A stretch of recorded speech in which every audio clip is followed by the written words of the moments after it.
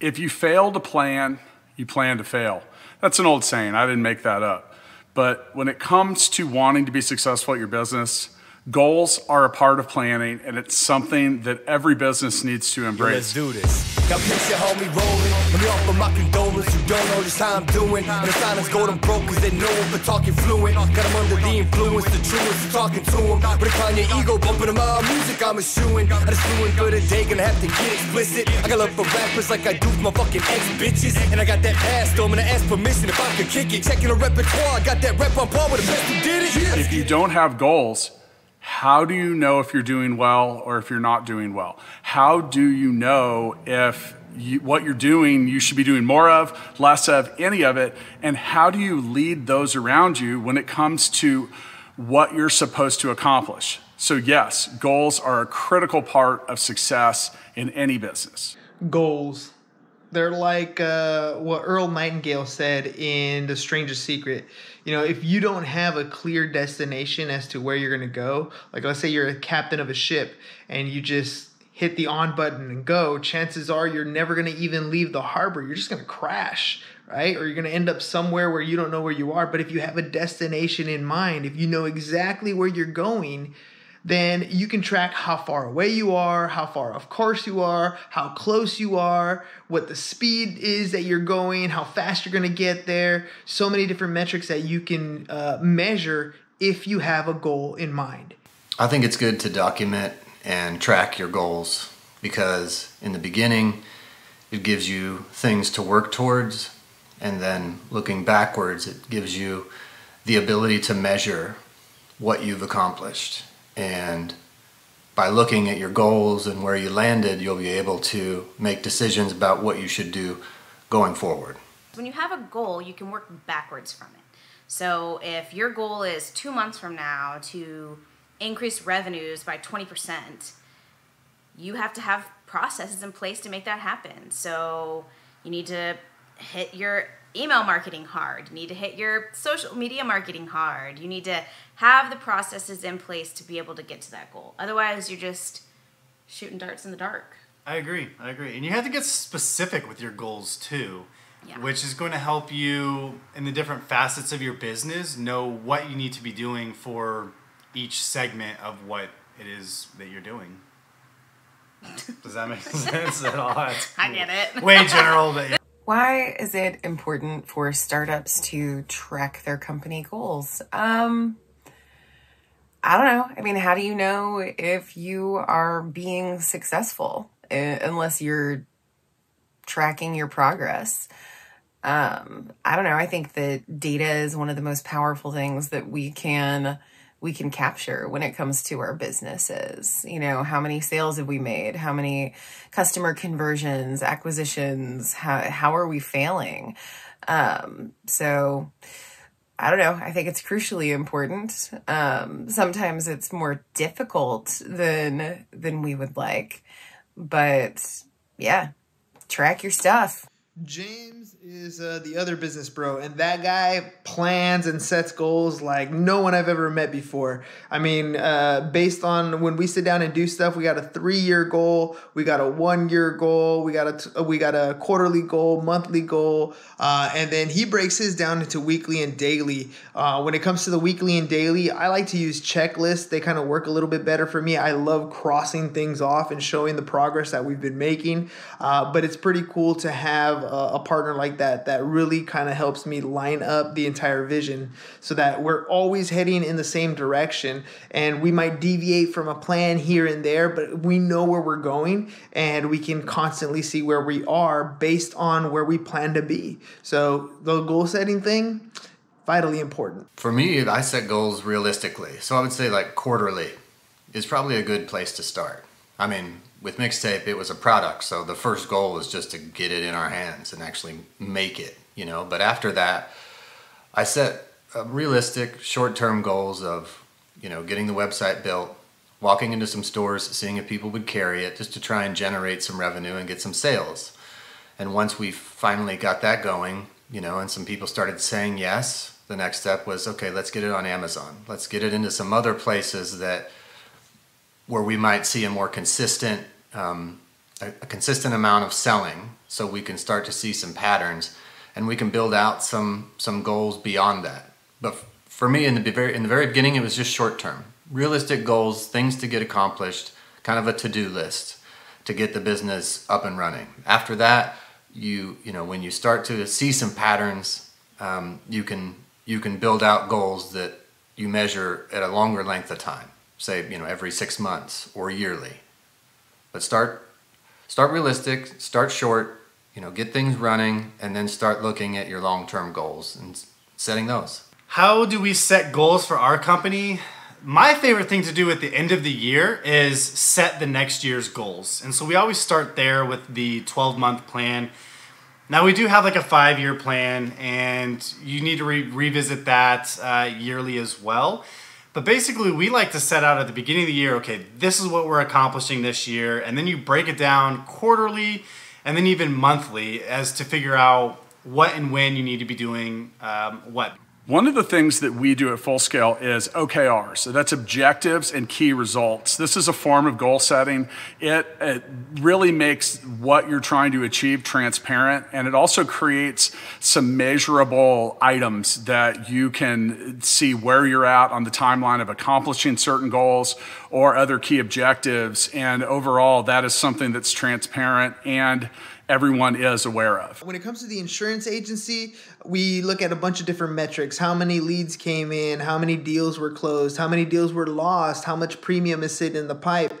And those are really cool metrics.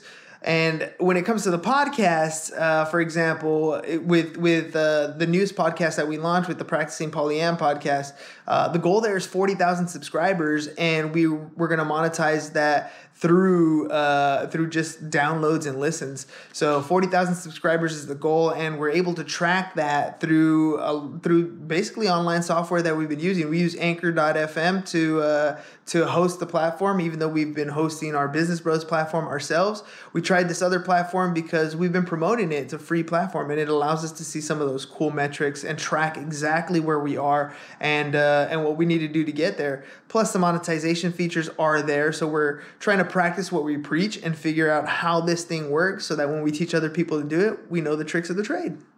Our goals are trackable because everything comes down to sales, right? At the end of the day, it all comes back to how much sales are coming in the hopper. Not only that, I mean, while sales is a major part of, obviously, the success of the business, some more personal goals on my job as a CMO is, are we seeing an increase in social media subscribers? Are my numbers going up? Are we having more people subscribe than we have unsubscribe? So all of those things are very tactile, very tangible, and can easily be tracked, which is what we do. We track our goals a number of different ways. Our department leaders, or people that are in charge of entire departments at Full Scale, have monthly updates that they have to fill out. These are simple. You don't have to make this stuff overly complex. It's as simple at Full Scale as a Google Sheet in many cases. Another thing that we do is in our office in Cebu in the Philippines, where most of our employees are, we do have weekly management reports that include certain types of goals and updates and key objectives that we're trying to track and create. It's important as a leader that you get your other leaders to buy into the goals, to share the goals with those they're leading, and to be held accountable for the results or lack thereof. So here's the thing about what we do. It's really, really easy for us to track certain aspects of what we do. So I can tell you how many people attended an event. I can tell you how many members we have. I can tell you the demo breakdown of our members. But the most important thing, the things that we need to be tracking, are related to outcomes. What kind of impact are we having for our members? If I know how many people attended an event, that's great. But what I really want to know is how many people learned something that would impact the way that they conduct their business and make it better and easier for them to conduct business. And so figuring out the way to track that in a way that is quantitative rather than qualitative has been a really big struggle. And it is for every single impact organization that I know of. All right, so what do we do when we hit a milestone as a company? Margaritas. Tacos and margaritas, baby, every time. That's like, it's our favorite thing. So why not celebrate something awesome with our most favorite thing? And listen, you can celebrate the small wins too, right? It doesn't have to be hitting the big milestones. It can be something simple. During your celebration, that's a great time to start thinking up new goals. Yes. Set the new goals and start working towards those. When you hit a milestone, you do a little dance, right? You do a little jig, you toast, you celebrate. Look, every single time I cross something off my list, it feels good. You got to celebrate every win. You don't have to, go all out and rent a private jet and fly to a private island. But you do need to celebrate. So for me in the very beginning, that was like just grabbing a 6-pack of beer and sitting on the porch with my wife or the deck and just kind of enjoying, hey, we did it. We accomplished that, and today was a win.